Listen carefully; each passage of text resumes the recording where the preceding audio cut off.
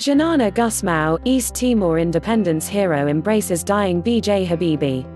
A moving video showing an ex-guerrilla leader embracing a former president prior to his death has gone viral in Indonesia. Xanana Gusmao led an armed rebellion against Indonesia's occupation of East Timor for 2 decades and was released from prison months before an independence referendum in 1999. The president who granted that referendum was BJ Habibie, who died on Wednesday at the age of 83. He is remembered for guiding Indonesia to democracy after the fall of the dictator Suharto. Mr Gusmao became East Timor's first president after independence in 2002. In this viral video, Xanana Gusmao is embracing BJ Habibie in hospital bed. It has been shared after former Indonesian leader's death. This is the photo of Mr Habibie. He was at ceremony celebrating Indonesia's 73rd Independence Day in 2018. This is the photo of Mr Gusmao. He was referred to the former president as Big Brother.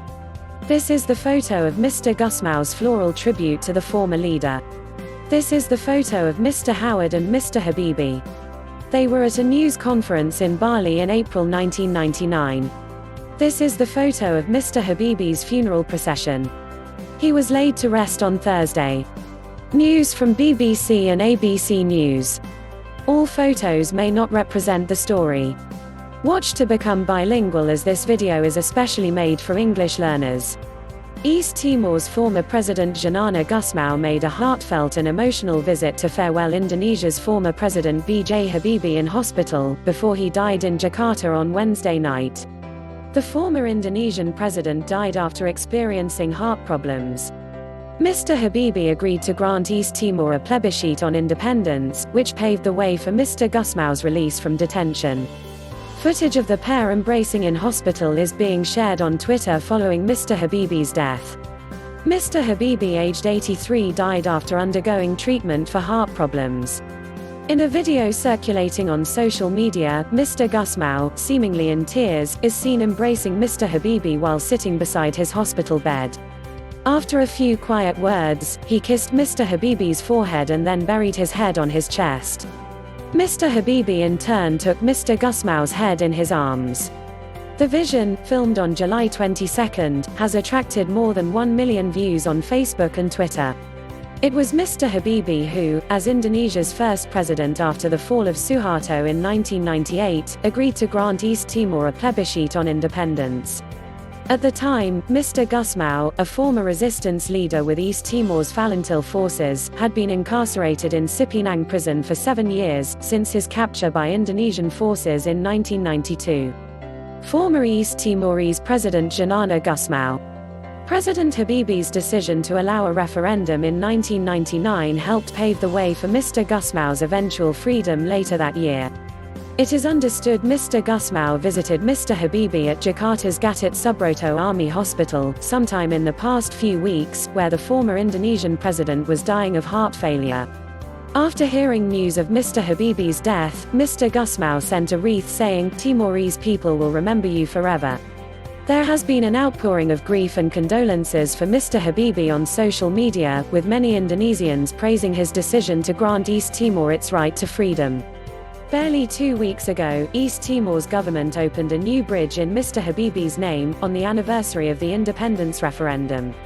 Prime Minister Scott Morrison shared his condolences for the former leader on Twitter. He led the Republic of Indonesia at a time of massive change, Mr Morrison said. His courage and vision during the period of reformasi were appreciated in Australia. Scott Morrison tweeted deepest condolences on the passing of Indonesia's third president, BJ Habibie. He led the Republic of Indonesia at a time of massive change. His courage and vision during the period of reformasi were appreciated in Australia. Our thoughts are with his family and loved ones. The Australian Embassy in Jakarta today lowered its flag to half-mast, in tribute to the former Indonesian president. The legacy of a 17-month term Mr Habibie's presidency was as transformative as it was short. He was president for only 17 months, taking office soon after Suharto's resignation in May 1998, and stepping down in September 1999. But he ushered in sweeping reforms, not least of which was Indonesia's transition to free and democratic elections, a move to grant press freedoms, and a decision to release political prisoners. It was during his first month as president, in June 1998, that Mr Habibie announced he was prepared to offer East Timor special autonomy, after ruling out a referendum. But growing unrest in East Timor in the wake of Suharto's demise, and international pressure led him to change his mind. 7 months later, in January 1999, he declared that East Timor could have independence if its people rejected autonomy within Indonesia. When the vote finally took place in August 1999, an overwhelming 78.5% of Timorese chose independence. The decision shocked Indonesian military leaders, who had wrongly assumed the Timorese people would choose to remain part of Indonesia. Tor Matan Ruik, Primero Ministro tweeted, "My sincere condolences for the passing away of the former Indonesian President BJ Habibie. Not only Indonesian people lost him but we also lost him. He gave us 2 options and our people decided independence, and now Timor-Leste is a free and independent nation. Farewell Mr Habibie." Going against John Howard, Mr Habibie later told the ABC that a letter from Australia's then Prime Minister John Howard had pushed him into acting quickly on independence for East Timor. In December 1998, Mr Howard had written to Mr Habibie supporting a 10-year transition to independence, after a long period of self-autonomy first. "I was angry reading his letter," Mr Habibie later said in an interview with the ABC in 2008. The letter prompted him to make a snap decision to allow an independence vote within 6 months, the opposite of what Mr Howard was suggesting. Thousands turn out for farewell. Mr Habibie was buried on Thursday, after a state funeral in Jakarta with full military honors. Thousands of Indonesians lined the streets as the funeral cortege drove through central Jakarta to the Kalibata Heroes Memorial Park. President Joko Widodo led the ceremony, attended by more than 700 politicians, government officials, foreign diplomats and public figures. Dignitaries included former Presidents Megawati Sukarnoputri and Susilo Bambang Yudhoyono. He is a true statesman, an inspirator, a scientist who believes that without love, intelligence is dangerous. President Jokowi said in a farewell speech.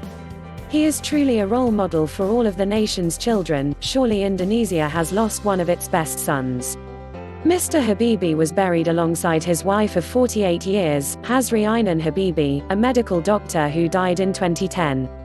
The government has declared 3 days of national mourning. Please subscribe to my channel. Thanks for watching.